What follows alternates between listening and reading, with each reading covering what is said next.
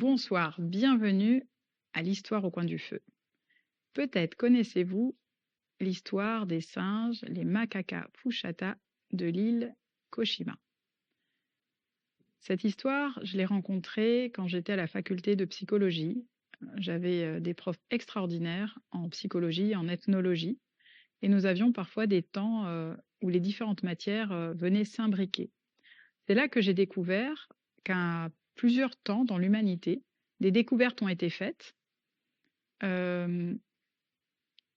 Pour les anciens Chinois, ils ne disent pas qu'ils ont créé quelque chose. Ils disent « j'ai découvert quelque chose », comme si nous venions à chaque fois redévoiler la vérité, redire quelque chose qui a déjà été, comme si tout devait déjà être là et nous venions dévoiler la vérité.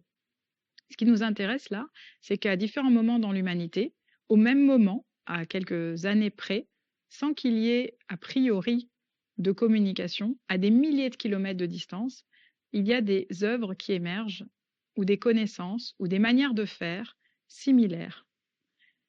Les singes de Koshima nous enseignent quelque chose de très intéressant. Et vous allez voir pourquoi ça nous concerne tous personnellement et individuellement. Donc, ce sont les scientifiques japonais qui étudient ces singes.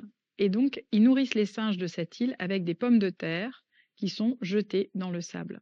Les singes apprécient les pommes de terre, moyennement les grains de sable qui sont collés dessus. Et c'est au bout d'un certain temps, une femelle singe de 18 mois qui va la première laver une pomme de terre à l'eau avant de la manger.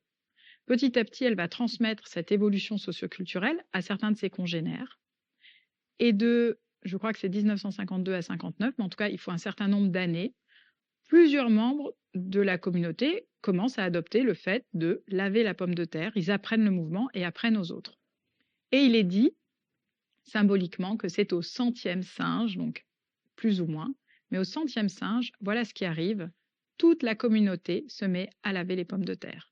C'est-à-dire qu'avant, il y a certains sujets qui apprennent, qui deviennent des apprenants, qui transmettent, qui essayent, voilà.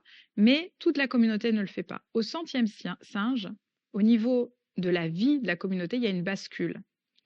Donc déjà, pour les chercheurs, ça a été un vrai hurrah, parce qu'il y a vraiment quelque chose où, à un moment, quand c'est acquis par un suffisamment grand nombre, l'apprentissage devient global et quasi immédiat. Mais l'expérience ne s'arrête pas là.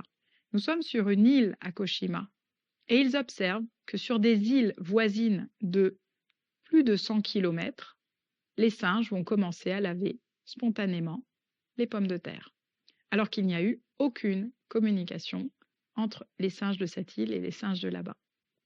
La question que je me pose toujours, que je me suis toujours posée et que je me pose encore, c'est « et si j'étais ce 100e singe ?» C'est-à-dire, qu'est-ce que j'aurais à apprendre, qu'est-ce que j'aurais à découvrir qui ferait que le monde bascule. C'est-à-dire que, au final, si nous écoutons profondément cette histoire, c'est ce qui m'a touchée, ce que je voulais partager avec vous, c'est que là où je crois que à quoi ça sert, que même que je transmette, même si je transmets à 3 personnes, oui, mais peut-être que la 3e personne, ça sera la 100e, et qu'à partir de cette 100e, quelque chose va changer, quelque chose va bouger, quelque chose ne sera plus jamais comme avant, quelque chose aura fondamentalement pris un autre tournant, et ce, dans un espace-temps qui n'est absolument pas conventionné, restreint, limité, quelque chose qui vient s'étendre à la planète Terre et peut-être au-delà.